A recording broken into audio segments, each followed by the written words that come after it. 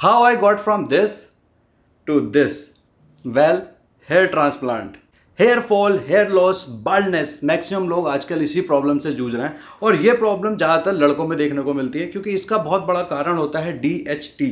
Yes, ये एक hormone होता है जो लड़कों में काफ़ी ज़्यादा मात्रा में पाया जाता है और ये जाकर आपकी हेयर की रूट्स में जम जाता है और ये आपकी जड़ों को कर देता है वीक, जिसकी वजह से आपके बाल गिरने शुरू हो जाते हैं। तो हेयर फॉल को रोकने के लिए बहुत सारे ट्रीटमेंट्स हैं मार्केट में, जिसमें बेसिकली होता क्या है, आपके DHT को ब्लॉक किया जाता है और DHT ब्लॉक होने से आपका जो टेस्टोस्टेरोन लेवल है वो नीचे आ जाता है। और सारे लड़के जानते ही होंगे कि टेस्टोस्टेरोन नीचे आने से क्या होता है। हेलो दोस्तों, मेरा नाम है साजिश शाहिद और मैं एक डेली बेस्ड कंटेंट क्रिएटर हूं। तो बाल आपके सर पे ऐसी चीज़ है, जब तक ये होते हैं तब तक आपको इनकी अहमियत नहीं पता चलती, बट जिस दिन ये जाने शुरू हो जाते हैं उस दिन आपकी सारी की सारी अटेंशन उठ के आपके बालों पे आ जाती है। कुछ ऐसा ही हुआ मेरे साथ भी। तो 2020 तक मेरे बाल बिल्कुल ठीक ठाक थे, कोई प्रॉब्लम नहीं थी। फिर मुझे कोविड हो गया और उसके बाद मैंने देखा कि मेरे को बहुत ज़्यादा हेयर लॉस की प्रॉब्लम होने लग गई है, बाल थिन होने लग गए और काफ़ी पीछे भी चले गए। तो मेरी सारी अटेंशन मेरे बालों पे आ गई। उसके बाद मैंने रिसर्च करी और देखा कि इसका क्या ट्रीटमेंट हो सकता है। तो कुछ घरेलू उपाय भी किए, कुछ मेडिसिन भी ली, बट किसी से कोई खास फ़र्क नहीं पड़ा।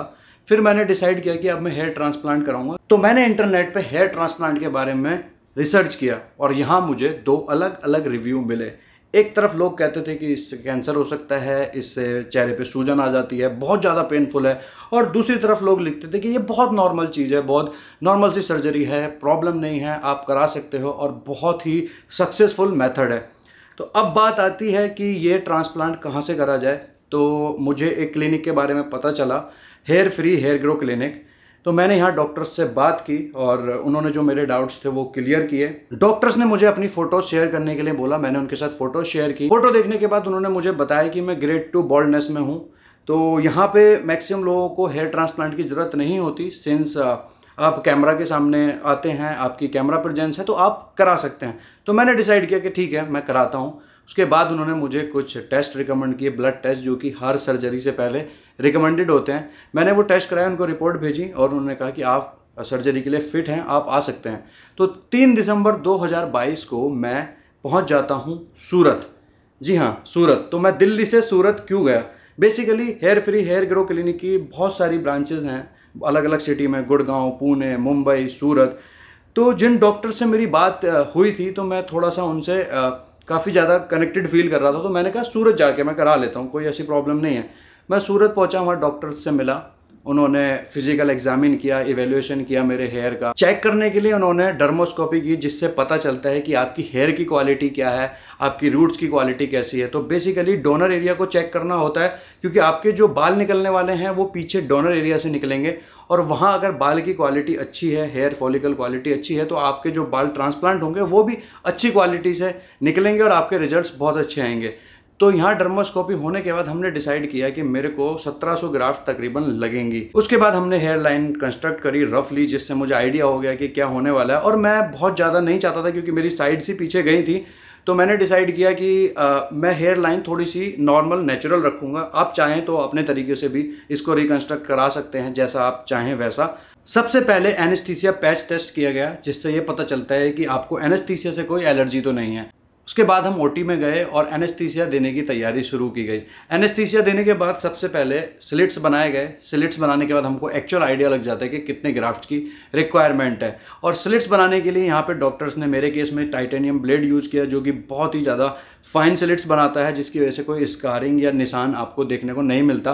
अलग अलग क्लिनिक्स में अलग अलग टेक्नोलॉजी का इस्तेमाल किया जाता है। तो कई जगह पे निडल यूज़ करते हैं, कई जगह पे नॉर्मल ब्लेड यूज़ करते हैं और कई जगह पे टाइटेनियम ब्लेड यूज़ किया जाता है। तो आपकी जो ट्रांसप्लांट की कॉस्ट है डिसाइड होती है कि कौन सी टेक्नोलॉजी से आपका हेयर ट्रांसप्लांट किया जा रहा है। अमूमन मैं अगर कॉस्ट की बात करूं तो आपका हेयर ट्रांसप्लांट 20 रुपये से लेके 50 रुपये, 70 रुपये, 80 रुपये पर ग्राफ्ट चार्ज किया जाता है। स्लिट्स बनाते टाइम मुझे कोई भी पेन फील नहीं हुआ, क्योंकि एनेस्थीसिया ऑलरेडी दिया हुआ था। एनेस्थीसिया के टाइम पे जो फाइन निडल यूज़ की जाती है उसका भी कोई खास पेन नहीं होता है। ऐसा नहीं होता कि कोई बर्दाश्त ना कर पाए।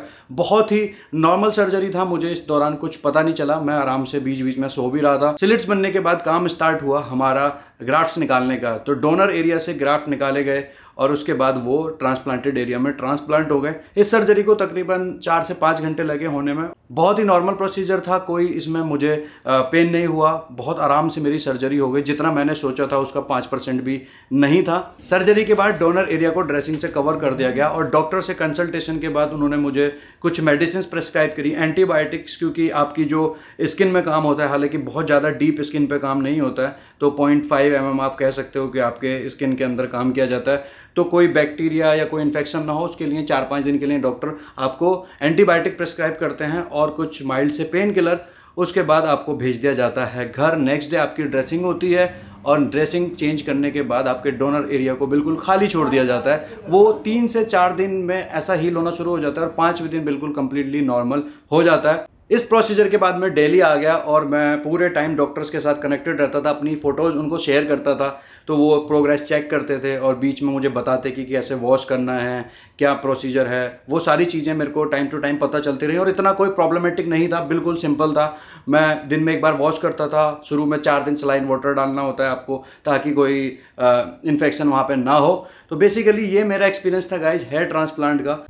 बहुत सारे लोग हेयर ट्रांसप्लांट कराना चाहते हैं सोशल स्टिग्मा की वजह से। कुछ लोग प्रॉब्लम फेस करते हैं शादी में या इन सब चीज़ों में सोशली, तो वो कराना चाहते हैं। बट मैंने जो ट्रांसप्लांट कराया वो अपनी सेटिस्फेक्शन के लिए कराया। मैं शादीशुदा था यार, मेरे को कोई प्रॉब्लम नहीं थी ऐसी खास। अगर मैं नहीं भी कराता तो मुझे चलता। बट जब आप खुद को अच्छे दिखते हो तो आप कॉन्फिडेंट फील करते हो और आपके अंदर एक कॉन्फिडेंस आता है और कॉन्फिडेंस ही हमको लेके जाता है आगे हमारी मंजिल की तरफ। तो मैंने जो कराया तो वो एक कॉन्फिडेंस के लिए कराया और मैं बड़ा अच्छा फील करता हूँ, बड़ा बूस्टअप मुझे फील होता है अपने जब मैं अब हेयर को देखता हूँ, बालों को देखता हूँ। अब मैं आपको बताना चाहूँगा जो लोग हेयर ट्रांसप्लांट करना चाहते हैं उनको मेरी रिकमेंडेशन क्या है।